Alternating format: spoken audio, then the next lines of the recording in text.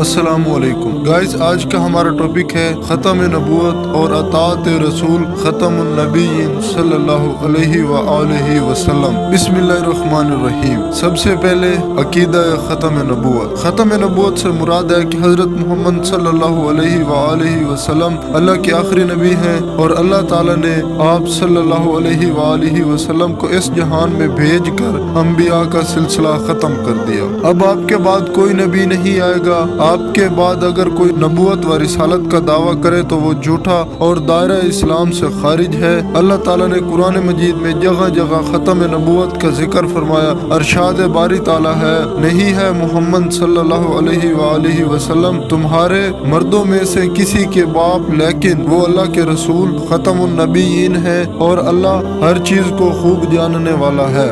اسی طرح رسول اللہ صلی اللہ علیہ وآلہ وسلم نے خود بھی ختم نبوت کی تصدیق کی ہے۔ آپ نے فرمایا، رسالت اور نبوت کا سلسلہ ختم ہو چکا ہے، لہٰذا میرے بعد کوئی رسول اور کوئی نبی نہ ہوگا۔ اب بات کرتے ہیں اطاعت رسول۔ اطاعت عربی زبان کا لفظ ہے جس کے معنی تابعداری اور فرما برداری کے ہیں۔ اطاعت رسول اللہ صلی اللہ علیہ وآلہ وسلم سے مراد رسول اکرم کے ہر حکم کو دل و جان سے قبول کر کے اس پر عمل کرنا ہے۔ قرآن مجید اللہ تعالیٰ کا کلام ہے جو قیامت تک کے انسانوں کے لیے مکمل ہدایت ہے۔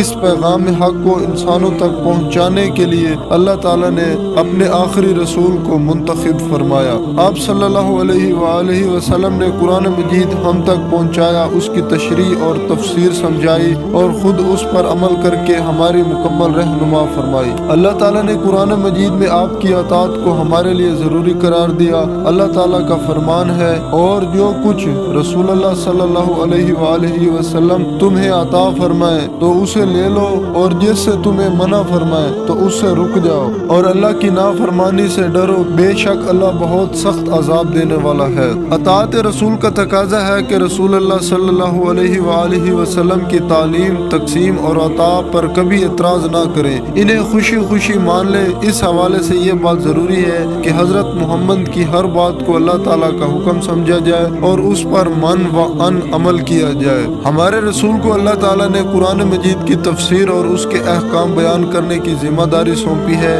اس لیے قرآن مجید کے احکام پر عمل کرنا رسول اللہ صلی اللہ علیہ وآلہ وسلم کی اطاعت کرنے کے بغیر ممکن نہیں۔ سنت نبوی کی اہمیت کا اندازہ اس بات سے ہوتا ہے کہ اسلام اس کے بغیر مکمل ہی نہیں ہوتا۔ مثلا قرآن مجید میں نماز کا حکم بار بار آیا ہے، لیکن نماز کے اوقات اور اس کے ادا کرنے کا طریقہ ہمیں سنت نبوی ہی سے معلوم ہوتا ہے۔ اسی طرح قرآن مجید میں زکوٰۃ کی ادائیگی پر بہت زور دیا گیا ہے، لیکن زکوٰۃ کی مقدار اور اس کی تفصیل کے لیے سنت نبوی ہی ہماری رہنمائی کرتی ہے۔ حج اور روزہ بھی اہم عبادت ہے، لیکن ان کو بھی درست طریقے سے ادا کرنے کے لیے سنت نبوی کے بغیر کوئی دوسرا راستہ نہیں۔ قرآن مجید میں اللہ تعالیٰ کا ارشاد ہے، اور ہم نے ختم النبیین صلی اللہ علیہ وآلہ وسلم کی طرف ذکر قرآن نازل فرمایا تاکہ آپ لوگوں کے لیے واضح کر دیں جو ان کی طرف نازل کیا گیا ہے، اور تاکہ وہ غور و فکر کریں۔ مختصر یہ کہ سنت نبوی کے بغیر قرآن مجید کو اچھی طرح سے سمجھنا اور اس پر عمل کرنا ممکن ہی نہیں۔ قرآن مجید نے جس طرح نبی کریم صلی اللہ علیہ وآلہ وسلم کی پیروی کی وضاحت کی ہے،